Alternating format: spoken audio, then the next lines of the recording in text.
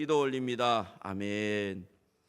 요한복음 3장 16절과 로마서 6장 23절 우리 계속해서 두 절 같이 읽겠습니다. 합독하시겠습니다.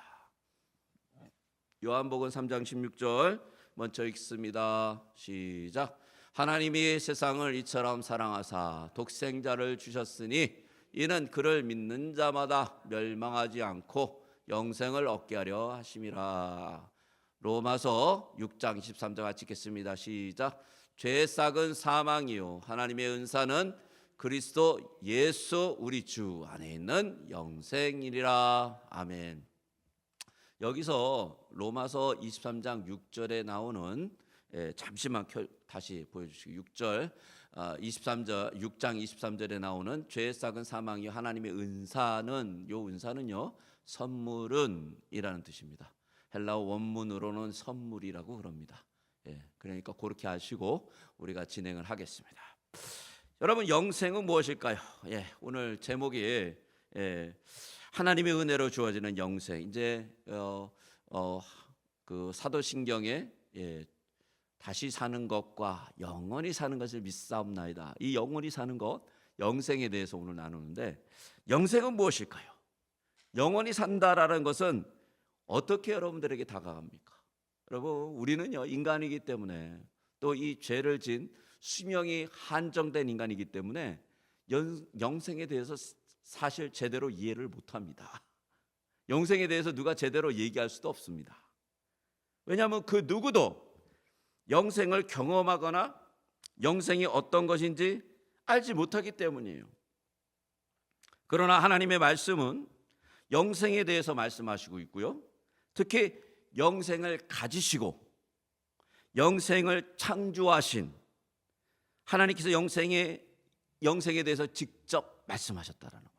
영생을 가지시고 영생을 창조하신 만드신 하나님이 이 영생에 대해서 직접 말씀하셨다라는 거예요. 요한복음 3장 16절과 로마서 6장 23절에 보면 영생이라고 나오잖아요. 근데 이 영생은 사실 두 글자가 합쳐진 거잖아요. 그죠? 그래서 여기서 생이라는 것을 보면 이 생이라는 것을 먼저 좀 살펴봐야 되는데 이 생이라는 것은 헬라어로 조에라는 뜻이에요. 그리고 영어로는 life입니다. 여기는 뭐 어렵지 않죠? 생, 라이프. 우리는 이거를 다 영어나 한국어나 다 알죠? 그런데 이 뜻이 뭐냐면 생명이 충만해서 힘이 넘치는 상태예요. 계속 힘이 충만하게 넘치는 상태. 그리고 생생하게 살아있는 상태예요. 그냥 힘이 그냥 쭉 빠져가지고 아이고 내가 어떻게 이렇게 아니라 막 젊은 사람들 힘이 버쩍버쩍 나가지고 막 움직이잖아요. 활력적으로. 물론 나이 많이 들으신 분도 막 힘이 나가지고 활력적으로 움직이는 그런 어떤 생생한 아주 바이탈이 그냥 꽉 차서 넘치는 이 생명이 넘치는 그런 상태란 말이죠. 자, 그럼 여기다가 이 영원함의 영을 붙이면 되는 거예요. 근데 이 영원함의 영은 어떤 의미일까요? 헬라어로 보면 이 영원하다는 이 영이라는 것은 아히오니우스. 좀 단어가 어려운데요. 뭐 그거는 모르셔도 되고요. 뜻은 아셔야 됩니다. 이 아히오니우스라는 뜻은 시작과 끝이 없는, 시작과 끝이 없어요. 그러면 뭐죠? 이게 영원한 거예요. 모든 건 다 시작과 끝이 있잖아요. 근데 시작과 끝이 없는 거예요. 절대 끝나지 않는. forever last 뭐 이런 거죠. 절대 끝나지 않아요. 그냥 계속 되는 거예요. 영원히. 불후라는 뜻이 있죠. 불후이. 자, 그러면요. 이런 뜻을 갖고 있는데 그래서 영생을 딱 합쳐 보면 이런 거예요. 시작과 끝이 절대 없고 절대로 끝나지 않는 어떤 상태라고요? 생명이 충만하고 능력과 힘이 생생한 상태. 기가 막힌 상태죠. 힘과 능력이 충만하고 막 살아있는 그런 어떤 능력이 엄청난데 그게 시작과 끝이 없고 절대 끝나지 않는 상태가 영생이다라는 거예요. 헬라 원문으로 보면. 자, 요즘 얼마나 많은 분들이 간장제를 사 먹습니까? 왜 간장제를 사 먹죠? 예. 이 간이 좋아야, 이 내장이 좋아야 힘이 나기 때문이죠. 정말 때로는 너무 비싼 막 몇천 불짜리도 있어요. 저 깜짝 놀랐습니다. 예, 몇천 불짜리 되는 그런 바이타민과 간장제들을 예, 효과가 있다라고 하면 어떤 분들은 빚을 내어서라도 그걸 사 먹어요. 예, 빚을 내어서라도 그거를 효과가 있다 그러면 돈을 빌려서라도 사 먹는다고요. 왜일까요? 생명의 충만함과 쉼의 생생함의 상태를 유지하기 위해서. 예, 몇천 불씩 쓴다니까요 거기에. 그런데 성경은요, 영생을 이 시작과 끝이 없고 절대로 끝나지 않는 이 생명의 충만함과 그 능력의 생생함이 어디에 있어요? 예수 그리스도를 믿는 자들에게 있다 라고 얘기한단 말이죠. 예수 그리스도를 믿는 자들에게 영생이 있다고 얘기하잖아요. 그리고 예수님 안에 살아가는 것이 영생이라고 얘기한단 말이에요. 예수님 안에 살아가는 것. 여러분 몇천 불짜리 영양제 안 먹어도, 강장제 안 먹어도 이 영생이 무엇인지 제대로 알면 그런 거 상관없이 정말 그 영생의 능력이 여러분 안에 충만하게 나타난다니까요. 우리 하이델베르그 캐테키즘 한번 볼까요? 하이델베르그 캐테키즘 58번 제가 질문해 보겠습니다. 58번. 영원히 사는 것에 관한 귀절은 당신을 어떻게 위로합니까? 답을 같이 한번 읽어볼까요? 시작. 내가 지금 이미 영원한 기쁨의 시작을 마음속으로 경험하고 있듯이 이 세상의 생명이 마친 후에도 눈에 보지 못하고 귀도 들어보지 못하고 마음이 상상하지 못하였던 완전한 복을 내가 누릴 것이며 그로 말미암아 하나님을 영원히 찬양하게 될 것입니다. 이게 영생을 살아가는 아주 놀라운 방법이에요. 그리고 영생을 경험한 그런 삶에 대해서 그리고 있는 것입니다. 자, 영생으로 인해서 영원한 기쁨이 우리 안에 벌써 시작되었대요. 그거는 성경도 얘기하고 하이델베르그 캐테키즘도 얘기하고 있습니다. 그리고 이 영생을 온전히 이루게 되는 그 시점이 어디냐면 사실은 우리가 이 땅에서 삶이 끝날 때, 우리의 삶이, 우리의 육신이 이 땅에서 힘을 다해서 쓰러졌을 때, 그때 사실은 영원하고 완전하며 온전한 영생의 삶이 시작되는 거예요. 우리의 육체의 죽음은요, 우리의 온전한 영생을 여는 문이 됩니다. 또한 부활 때 우리가 입을 그 영원한 영생의 육체는 다시 죽음을 맛보지 않는, 그러니까 죽음을 극복한 그런 육체를 입게 된다는 것이죠. 그러나 많은 분들이요, 이런 내용들을 이렇게 자세히 이렇게 알지 못하고 이거를 딱 마음속에 믿음으로 받아들이지 못하니까 어떠냐면 죽음을 두려워해요. 죽음을. 영생에 대해서 우리가 잘 알지 못하기 때문에 이 땅을 살아가면서 사실은 이 영생의 삶에 대해서 기대하지 않아요. 그리고 교회가 너무 깜짝 놀라는 것은 뭐냐면 이 영생에 대해서 설교를 안 해요. 더 황당한 거죠. 교회가 더 이상 이거에 대해서 언급을 하지 않아요. 이게 얼마나 중요한데, 이게 우리의 삶을, 이 영생의 삶이 지금 우리의 삶에 지대한 영향력을 미치고 있는데 이 부분에 대해서 얘기를 안 해준다는 거. 혹시 뒤에 저기 에어 컨디션 좀 틀어줄 수 있겠습니까? 시원하게. 지금 굉장히 더운 것 같아요. 감사합니다. 자, 영생의 그러면 본질은 무엇인가? 영생의 본질을 우리가 좀 살펴봐야겠죠. 영생의 본질은 요한복음 17장 3절에 보면 이 본질이 나와 있습니다. 영생이 무엇인지 아주 정확하게 정리하고 있어요. 우리 17장 3절 같이 한번 읽겠습니다. 시작. 영생은 그 유일하신 참 하나님과 그가 보내신 자 예수 그리스도를 아는 것이니이다. 예, 딱 정리가 딱 되죠. 정의가 딱 나와 있습니다. 예, 곧 유일하신 참 하나님과 그가 보내신 자 예수 그리스도를 아는 거예요. 두 가지로 딱 정리되어 있습니다. 이게 바로 영생이래요. 영생. 자, 그러면요, 예수님이 여기서 아는 것이라고 말씀하셨기에 우리는요, 이 한국어의 한계가 그거예요. 아는 것 하면은 우리는 지식이라고 생각합니다. 맞아요. 지식적인 부분이 있어요. 근데 여기서 이 알다라는 이 단어는요, 기노스코라는 단어인데 이것은 이런 거예요. 온전히 알아? 그것이 무엇인가?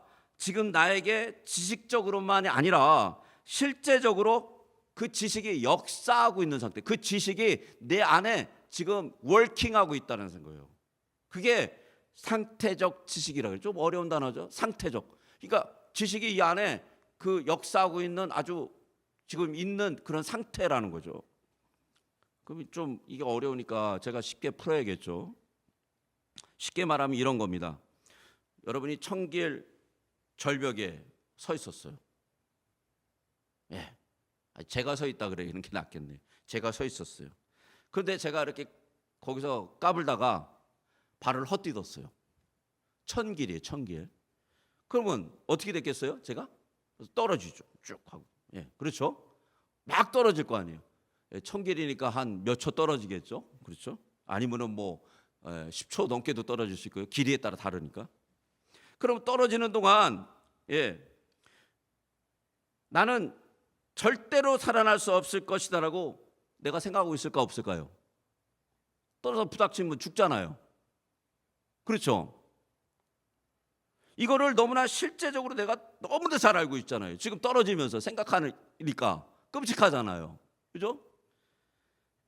비록 바닥에 부닥쳐서 죽음이 아직 경험되진 않았지만 너무나 분명한 삶이에요. 명백한 삶이에요. 그죠? 이제 몇 초 후에는 끝나는 거예요. 그 삶이. 천길에 떨어졌는데 살 사람이 있습니까? 네? 죽는 거예요. 지금 경험되고 있죠. 지식적으로. 그렇죠? 앞으로 분명하게 일어날 일이죠. 피할 수 없는 지식이란 말이죠. 영생도 똑같이 우리 안에 그렇게 역사한단 말이죠. 그 예수 그리스도를 안다라는 그 지식이 바로 그런 지식이란 말이에요. 예. 아주 실제적으로 천길을 떨어지면 죽는 것처럼 예수님도 우리 안에 실제적으로 살아있는 하나님이라는 그런 알의 지식이 있단 말이에요. 그 역사돼야 된단 말이죠. 예. 좀 이해가 가시는지 모르겠어요. 제가 예를 막 생각하다가 이거보다 더 좋은 예는 없다라고 생각을 했는데, 예. 자, 그럼 영생의 첫 번째 조건은요, 요한복음 17장 3절에 의하면, 예, 유일하신 참 하나님을 아는 거예요. 이 예수님이 여기다가 안다라는데 그냥 아는 게 아니라 유일하신 참 하나님이라는 용어를 붙여놨어요. 거기다 형용사를 두 개나 붙였습니다. 유일하고 참이라는 형용사를 두 개나 붙였어요. 여기. 예, 왜 이 용어를 썼을까?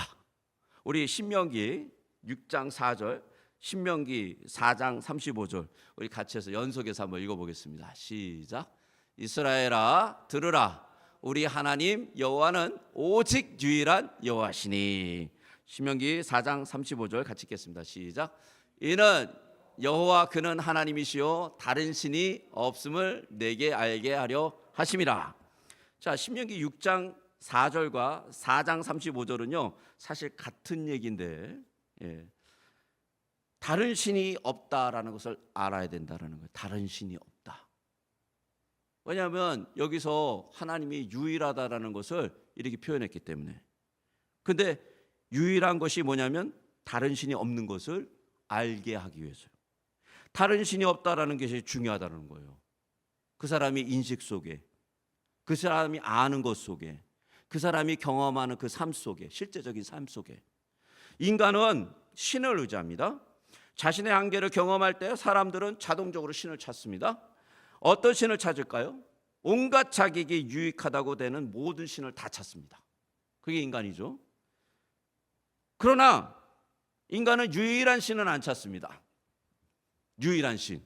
왜일까요? 유일한 신은요, 그 유일하다는 그 말 안에 굉장한 의무가 동반되기 때문에, 의무가, 그 유일하다는 말 안에 굉장한 것이 요구돼요. 정말 유일하신 다른 신이 없다고 믿는다면 그분을 의지하는 것에 우리는 목숨을 걸어야 되는 의지가 요구돼요. 그분이 유일하기 때문에. 유일하다면서 그분을 의지하고 믿는 것에 유일하게 의지하지 않고 믿지 않는다면 그분을 유일한 하나님이라고 내가 인정하지 않는 거예요. 내가. 말이 됩니까? 말이 되죠. 예. 그 유일하다라는 그 말 속에는요, 굉장한 의미가 들어가 있는 거예요. 다른 거를 단 하나도 의지하지 않겠다. 오직 내가 그분만 의지하겠다라는 거거든요. 그게 유일하잖아요. 그게 유일하다라는 의미잖아요. 그리고 또 유일하다라는 것은 이런 겁니다. 다른 게 아니라 하나님께서 자신을 그렇게 유일하다라고 선포한 거는 이런 거예요. 유일하신 신만 그 백성을 구원할 수 있는 그런 신이다라고 선포하시는 거죠. 유일하다라는 것이 이런 거잖아요. 모든 권능과 모든 능력과 모든 것을 시작하시고 모든 것을 다스리시는 전능하신 하나님이라는 뜻이에요. 두 가지가 다 있는 거죠, 그 안에. 그러니까 유일하다는 이 선포 안에요, 우리의 의무가 엄청나게 담겨져 있고요. 목숨을 건 의무. 그리고 그 유일하다는 선포 아래 하나님은 전능하시다라는 자신의 표현을 거기다 건 거예요. 근데 그걸 알아야 된다는 거죠. 안다라는 게 뭐예요? 그냥 지식적으로 아는 건가요? 아니죠. 우리가 낭떠러지게 떨어져 가지고 막 떨어지면서 우리 죽는 거야. 그렇게 아주 그냥 실제적으로 우리 마음속에 확확 들어와야 된다는 거죠. 그런 의미죠. 자, 그러면 예수님은요, 왜 또 참이라는 단어를 썼을까요? 참. 이 참이라는 단어를 또 하나를 더 강조하셨어요. 거기다가 유일하시고 참 하나님, 이렇게. 그럼 참이라는 단어는 무슨 뜻일까요? 헬라어로 알레테노스, 알레세노스라고도 읽기도 하죠. 근데 이 알레테노스라는 단어는 이런 뜻입니다. 겉모양만 그런 것이 아니라 그 이름에 일치한 본성을 가진, 그런 뜻이에요. 그 이름에 걸맞는 본성을 가진 이란 뜻이에요.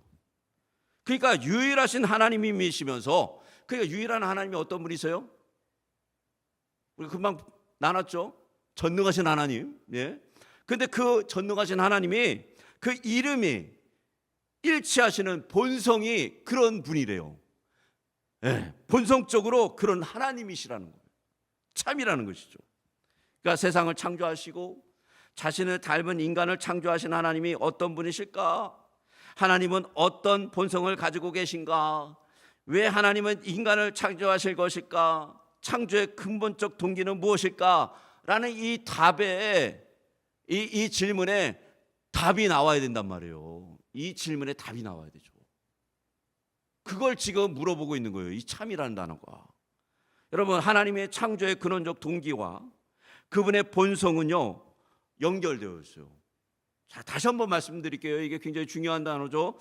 하나님의 창조의 근원적 동기, 그러니까 왜 하나님이 우리 인간을 창조하셨는지, 이 세상을 창조하셨는지와 하나님의 그 본성, 하나님의 그 성품이 연결되어 있다는 거예요. 연결. 그게 참이란 단어에 숨겨져 있는 비밀이죠. 그리고 이 부분을 잠깐 하나님이 보여주신 것이 창세기 1장 27절입니다. 하나님께서 인간을 창조하신 근원적 동기가 무엇인지 힌트를 잠깐 보여주세요. 우리 같이 한번 읽어볼까요? 시작. 하나님이 자기 형상 곧 하나님의 형상대로 사람을 창조하시되 남자와 여자를 창조하시고. 아주 이 창세기 1장 27절은요 너무너무 중요한 구절입니다. 이게 거의 창세기에서부터 요한계시록까지 꿰뚫는 이 대문을 열어주는 그런 어떤 이 구절이에요. 이건 외우셔도 됩니다. 너무 중요한 구절이기 때문에 굉장히 많이 쓰입니다. 자, 보면요, 자기의 형상과 모양을 닮은 사람을 창조하셨다라고 나와요. 자기의 형상과 모양을 닮은 남자와 여자를 창조하시고, 근데 여기 하나님이라는 이 단어가 단수일까요, 복수일까요? 어떻게 생각하세요? 복수예요, 복수. 그러니까 실제적으로는 하나님들이란 단어, 하나님들, 복수예요. 하나님은요, 우리가 잘 알듯이 삼위일체로 계시는 하나님이십니다. 삼위일체. 삼위에 각각 위격이 있으시지만 모든 것에 동일하시고 분리되지 않으시고 떨어지지 않으시는 한 하나님으로 계신다라는 거예요. 신비한 분이시죠. 위격이 세 계시예요. 성부 하나님, 성자 하나님, 성령 하나님, 세 분이시죠. 그런데 이분이 어떻게 되신다고요? 동일하시고 분리되지 않으시고 떨어지지 않으시는 그런 하나님으로 존재하고 계세요. 자, 이 삼위 하나님이요, 이렇게 존재하기 위해서는 그 안에 뭐가 존재해야 되느냐? 이런 게 존재해야 됩니다. 절대적 사랑. 그 사랑은 완전히 절대적이에요. 퍼펙트. 흠이 나면 안 돼요. 완벽한 사랑이어야 돼요. 그리고 절대적 평화. 생각해 보십시오. 거기에 약간이라도 불협화음이 나면 큰일 납니다. 절대적 평화가 일어나요, 거기는. 그리고 거기에는 또 절대적 섬김이 있습니다. 절대적 섬김. 퍼펙트 서비스가 있습니다. 세 분이. 성자 하나님은 성령 하나님을, 성령 하나님은 성자 하나님을, 성부 하나님은 성자 하나님을, 성자 하나님은 성부 하나님을 다 섬기는 거예요. 세 분이 완벽하게. 제가 이 이야기를 왜 하냐면 이게 바로 하나님의 성품을 보여주는 존재적 부분이에요. 오늘 굉장히 신학적 단어들을 많이 사용하는데 죄송합니다. 그렇지 않으면 이해가 안 되기 때문에 그럴 수밖에 없는데요. 이게 하나님의 성품을 잘 표현하는 것인데 이 하나님의 성품은요, 간단하게 얘기하면 이렇습니다. 하나님은 지극히 거룩하신 분이에요. 지극히 거룩하신 분. 그리고 지극히 자비하신 분이에요. 지극히 자비하신 분. 이 자비는요, 다른 단어로 사랑이라고 바꿨을 수도 있어요. 지극히 사랑이 많으신 분. 그러니까 은혜가 끝이 없다 그러잖아요. 그게 사랑이에요. 근데 이게 헤세드라 그러죠. 예, 사랑과 은혜가 같이 가는 거죠. 그러니까 지극히 거룩하시면서 지극히 자비하신 분이에요. 그거를 하나님의 아주 모든 성품을 다 아우러서 얘기할 땐 그 두 가지로 딱 표현할 수 있는 것입니다. 그런데 이것이 하나님의 근원적 창조의 동기라는 거예요. 이게. 자, 그러면 한번 생각해 봅시다. 영생은요, 이런 거예요. 그래서 유일하심, 잘 들으세요. 영생이 이런 겁니다. 유일하심 참 하나님, 즉 지극히 거룩하신 하나님을, 하나님이 사랑을 가지시고 그분이 전능하시며 우주적인 능력과 권세를 가지시고 또 그 이름과 권세와 능력에 합당하게 온 세상을 돌보시며 운행하시는 하나님을 생생하고 직접적으로 나의 삶 속에 그 역사하심으로 말미암아 내 삶의 동기와 목적이 진행되고 있고 경험되고 있는 삶을 영생이라고 그래요. 어떻습니까? 우리가 배운 모든 헬라어를 다 총동원해서 이런 문장을 만들어냈어요. 제가 만들면서도 머리가 복잡하더라고요. 그래서 이거를 어떻게 우리 성도님들에게 간단하게 설명을 할까? 그랬더니 아주 간단하게 설명하는 방법이 있습니다. 이것입니다. 하이델베르그 캐테키즘이 얘기했듯이 이런 삶이에요. 하나님의 성령에 의해서 나의 모든 것이 주장되는 거예요. 그분은요, 퍼펙트 진리를 갖고 있고 퍼펙트 성김을 갖고 있고 퍼펙트 평화를 갖고 있기 때문에 만약에 이분이 나를 주장하면 내 안에는 뭐가 생깁니까? 바로 그분이 가지고 있는 절대적 사랑, 절대적 평화, 절대적 성김이 내 안에서 역사한다라는 거예요. 그게 우리가 지금 나눈 참되고 유일하신 하나님이잖아요. 그리고 나는 그 성령님에 의해서 어떻게 됩니까? 순종하고, 왜냐하면 삼위 하나님이 서로 순종하는 것처럼 그 안에 순종하고, 그러므로 어떤 일이 일어나느냐? 하나님이 세 분의 하나님이, 이 삼위 하나님이 하나인 하나님으로 서로 기뻐하고 감사하며 즐거워하는 그 놀라운 평화와 기쁨이 나에게도 임한다라는 것입니다. 아이고, 이것도 그가 보내신 자 예수 그리스도를 아는 것이니라 이걸 해야 되는데 시간이 다 됐습니다. 이 설명을 하다 보면 이렇게 길어져요. 죄송합니다. 또 기도를 해야 되잖아요. 다음 주에 우리가 그가 보내신 자 예수 그리스도를 아는 것이니라 좀 나누고요. 우리 또 오늘 말씀 또 붙잡고 기도했으면 좋겠습니다. 하나님께서 왜 이 영생을 우리에게 허락하셨을까? 한번 묵상을 해보십시오. 하나님께서 영생을 허락하신 이유는 다른 게 아니에요. 그 아름다운 그 관계 속에 우리를 초대하신 겁니다. 그리고 그 영생을 누리고 이 땅을 살면서 기뻐하며 이 땅에서 많은 그 어려움과 죄악과 이런 것에 의해서 치여 사는 것이 아니라 이 영생의 삶이 내 안으로부터 이렇게 끌어올라와서 그 생명수가 끌어올라와서 이 삶을 능히 이기는 그런 삶을 살았으면 좋겠다라는 것이 하나님의 마음이 아니겠습니까? 그러니까 오늘 우리가 또 찬송과 같이 찬송하고 또 기도했으면 좋겠습니다. 오늘 나온 구세주 예수의 주 1절과 4절만 하겠습니다. 우리 찬송합시다.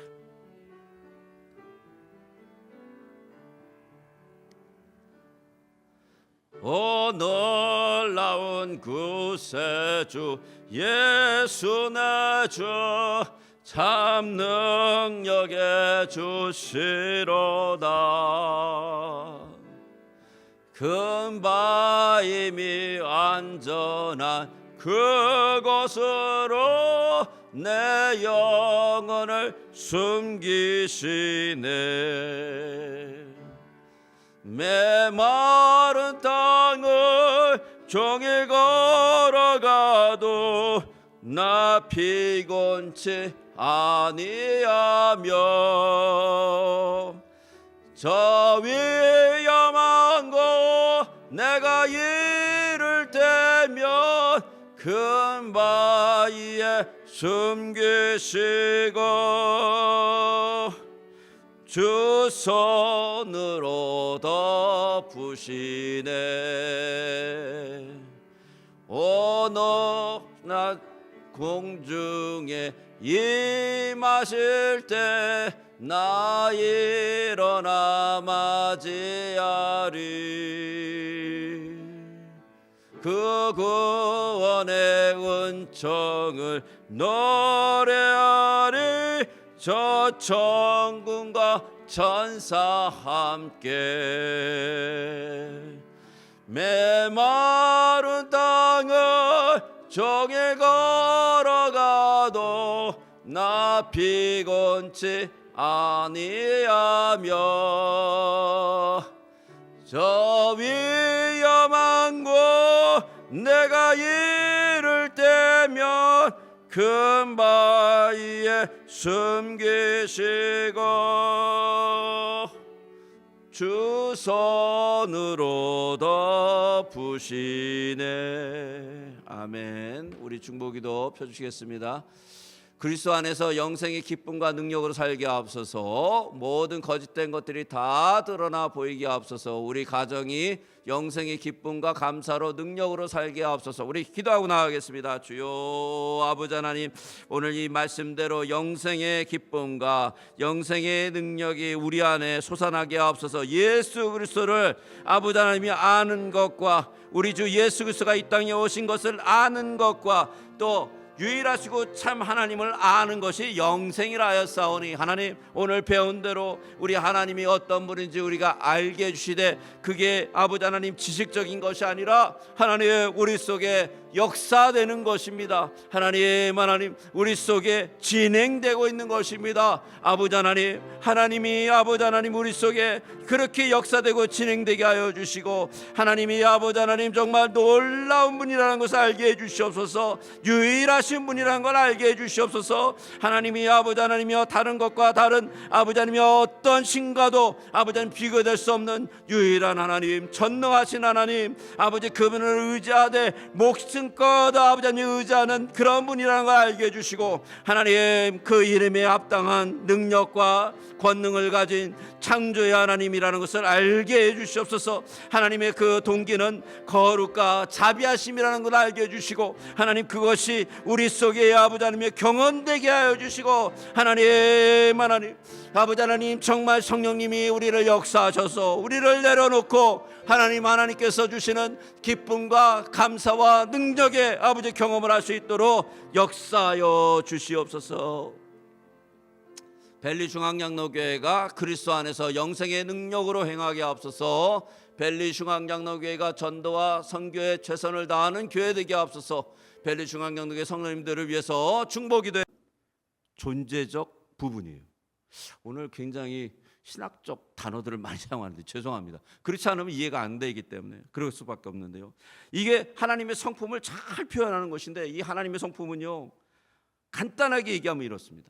하나님은 지극히 거룩하신 분이에요. 지극히 거룩하신 분. 그리고 지극히 자비하신 분이에요. 지극히 자비하신 분.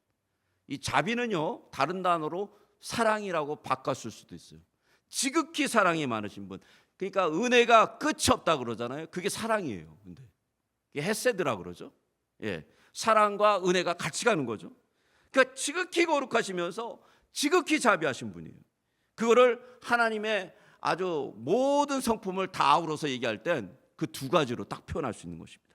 그런데 이것이 하나님의 근원적 창조의 동기라는 거예요. 이게.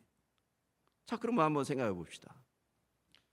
영생은요, 이런 거예요. 그래서 유일하심, 잘 들으세요. 영생이 이런 겁니다.